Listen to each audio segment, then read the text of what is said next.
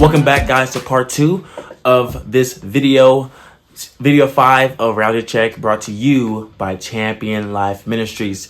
Listen, so I want to talk to you guys about addressing the core topic of the problem, right? So there's been a lot of chaos since the election, and the immediate aftermath of Trump's victory sparked significant political upheaval. Okay, it sparked significant backlash. Like, the media went crazy, right? They blaming Biden, they blaming Obama, they blaming Hillary, they're blaming Liz Cheney and Dick Cheney. They're blaming all these people. They're not they're blaming even celebrities, right? And so the thing is, listen, there's a lot of different people just pointing fingers, blaming you did this, it was you, blah blah blah. They're saying Biden should have backed out earlier. They're saying that certain people like Biden should have kept his mouth shut. They're saying that Barack Obama should have been scolding the black men, right? All of these different things, right, led up to just this. They're just fueled because the media has been just covering this like crazy, because they think it's a setback, but it's not a setback. It's a step forward to fix the entire Democratic Party, because y'all just dismantled, y'all broken, y'all really divided. And so the Democrats really need to rethink their strategy for winning elections, because if they don't fix it, I believe that the Democrats aren't going to be winning much longer. So public outcry and media response. So social media platforms became hotbeds of outrage. Okay, guys, listen, I'm gonna be adding videos at the end of this reality check, just of some people going crazy and just people going just bonkers over Trump's win. There's been hashtags like "Not My President" trending, and protest footage circulating wildly. Right, we have women shaving their heads off, women saying that that they're not gonna have any more sex, right? That their man can't touch them, right? They're not gonna have any babies. I say good, keep your legs closed. Anyway, sorry, that was a little bit crazy. But listen, there's been a lot of outcry, right? We have women, girls in my car, right, losing their minds. We have people on news, on the media, right? Jimmy Kimmel crying, right? He's crying, right? The View blaming folks, right? They don't know what it is. They're saying Trump. Oh my gosh, one girl. Oh my goodness, and then she had to be black too. She had to be black girl. But she was on TikTok talking about some, guys, I'm so scared. Tomorrow I might wake up as a slave. Come on. Are you honestly, you're allowing the enemy to literally speak to you that much? You are allowing the enemy to have control over you. That's ridiculous. People need to be prayed for. Okay, guys? Listen, that's your mission, okay? Pray for the left, that they could get their minds right with God. Amen. Lord have mercy. But yeah, this media is saying, well, America is sexist and racist and misogynist because they didn't want to vote for the first black woman president. No, that doesn't make me sexist. That makes me smart, because listen, I don't mind having a woman president. I don't. I think that there is plenty Republican candidates that are women that could be president right now and do a phenomenal job. I think so. Yeah, I think that there is plenty of Republican women that would do a great job as president of the United States. I just don't want a stupid one. I don't want one that's incompetent like Kamala Harris. That's all it was. Okay? So I don't mind having one president. I just don't want one that's incompetent, idiotic, and that's a left-wing lunatic. That's it. So they're outraged about the election, but oh well, Trump won. Donald Trump won the election. I want to talk about just right? Just like, again, this claim, right, that, right, Democrat leaders are saying that since we didn't vote for Kamala Harris, that, right, that we're sexist or racist or something like this. But that's not it.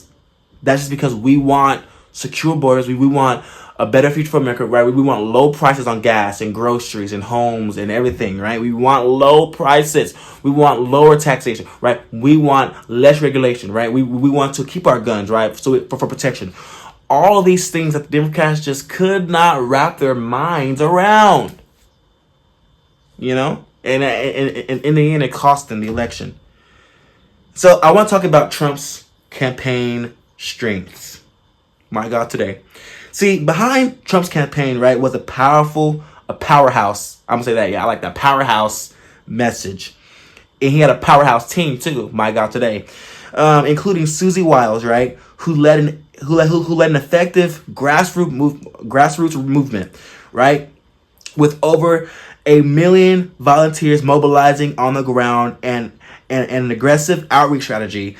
The campaign's efforts stood in stark contrast to Harris's resilience, right, on digital and celebrity-driven tactics. So Trump had a very, very, very good campaign.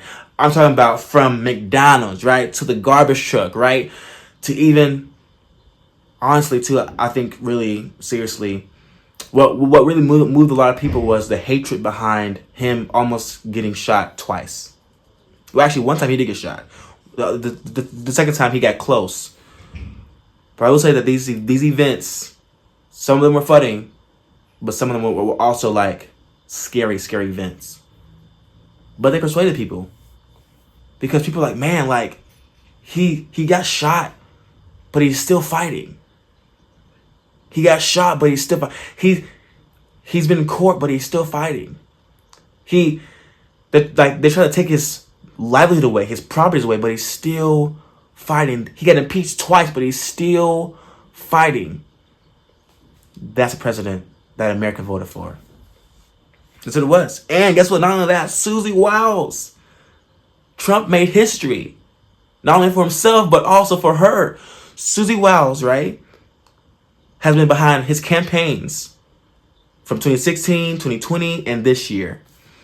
And then he appointed her as his next chief of staff, the first female chief of staff in American freaking history. Look at that. But no, Trump is sexist and racist. He's a misogynist. Oh my gosh, no way. You know, it's just like the media is such a lie. The left-wing lunatic media. And so here's the outcome of that. The Trump campaign's hands-on approach and targeted messaging in battleground states played a crucial role in this unprecedented success. Sorry, that word was, I don't know why that word was so hard to get out. Right? It played a pivotal role because guess what? They bounced back. Biden called them garbage. Okay, let's get a garbage truck. Kamala lied about her working at McDonald's. Okay, let me go work the fries. And like, right? They shot him in the ear. Okay, let's go back to Butler. And all of these different events led up to Trump's victory because he's resilient. He's a fighter, and that's what I want in my president.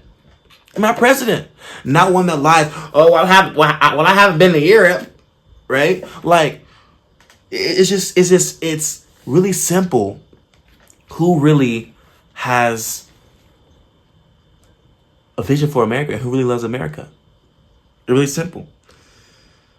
And I want to talk about, lastly, the DOJ legal implications. So, legal experts weighed in on what Trump's re-election could mean for his numerous investigations against him. Some predict that the cases would be dropped due to political pressure. Also, the DOJ has a bylaw that they cannot go after a president in office. So they basically self-sabotage their entire plans to put Trump in prison and to take his livelihood or whatever. So I believe that they're gonna drop his charges, and Trump's gonna be able to go into the presidency, not worrying about the next 4 years, him getting attacked by all these radical left-wing judges in America. And so here is the public perception. The potential dismissal of cases would likely provoke further public debate on accountability and transparency in the judicial system. So listen, people are gonna say, well, no, they shouldn't do that because he's president, blah blah blah blah. Well, they have a bylaw. They have something in their rules that they can't do. So they have to abide by these rules. And also, I think a president should have full immunity when it comes to these ridiculous cases. Listen, that's not just for Trump, okay? That's for Biden too. Any president, they should be able to be the commander in chief without having any worry about, oh, they're out to attack me, blah blah blah, right? All these different things. They should be able to fulfill their duties as the American president without having any left-wing lunatics attacking them. And so, listen, guys, here is a call to action. Here's a call to action. I want you to approach post-election narratives critically and avoid being swept up in reactionary discourse. Don't take the media as what it is. Know for yourself. Looking for yourself. Wonder why all these people supported Trump. Wonder why all these celebrities endorsed Kamala Harris. Really understand the reason why, because guess what? Everything has a bigger meaning. Everything has a message behind it. It's either a message of good and hope or deceit and failure. You decide. And lastly, engage in conversations that promote understanding, holding media and public figures accountable for framing and influencing public perceptions. Listen, the election's over. And it's set in stone. Trump is going to be the 47th president of the United States of America. That's it. You can't change it. You can't go back in history and change your vote. How you voted is how you voted. And so now, on January 20th, 2025, America's back. America's back like never before. Freedom is back. Thank God. And I believe... I'll end with this. I will end with this right here. That this was God's hand of mercy on America. It really was. It was America's second chance. And thanks be to God. I've been praying since July for this election, for Trump's protection, for the good to prevail in America. And God never fails. And even if Trump would have lost, hear this. Even if Trump would have lost, I know that Jesus is not up for election or re-election. He's always on the throne. So go in peace, people. Go in peace. Live a life devoted to God. Trust in God that He'll bring you through. This has been Reality Check. See you guys next time. MSNBC's Joy Reid, who is always having a normal one. Here she claims that Florida is a fascist state. It's a pure Project 2025 in miniature in Florida, and that kind of extreme, sort of extremist, right-wing, fascist-type government in Florida, does that make it a more attractive place? Oh dear, and if you're in the habit of consuming media like that, then you may react like this when Donald Trump has a landslide victory. We may not have rights tomorrow. Yo, I'm scared to go to sleep. I might wake up in my sleep. Disney Plus.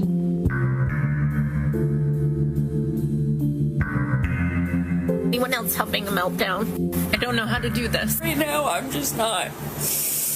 I can't deal with this right now. I am 48 years old and I have never experienced anything like this and never thought I would in this country. No, wait, I'm so stressed. I don't know how to handle this. Oh, I'm so sad. But the best reaction goes to this jokester. This is superb work. I'm literally shaking right now. I'm a trans woman with a baby on the way. What am I gonna do? Keep it? Now, that was parody. I'm not sure if this next video is. I suspect it could be real. It's hard to tell nowadays. I can't believe Trump's actually going to win this fucking thing. Oh, Jesus Christ. I'm so up. God damn it. And here is another white dude for Kamala, or is it a work of satire? What the hell? You cannot be serious. How did I wake up to this garbage as my president? That's right, garbage. I went to bed last night and she was ahead. I woke up to this freaking nightmare. Donald Trump? How? Does America have this many Nazi, Hitler following pieces of trash?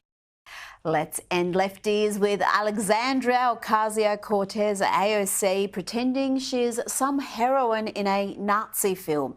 Here she warns that we're about to enter a period of fascism.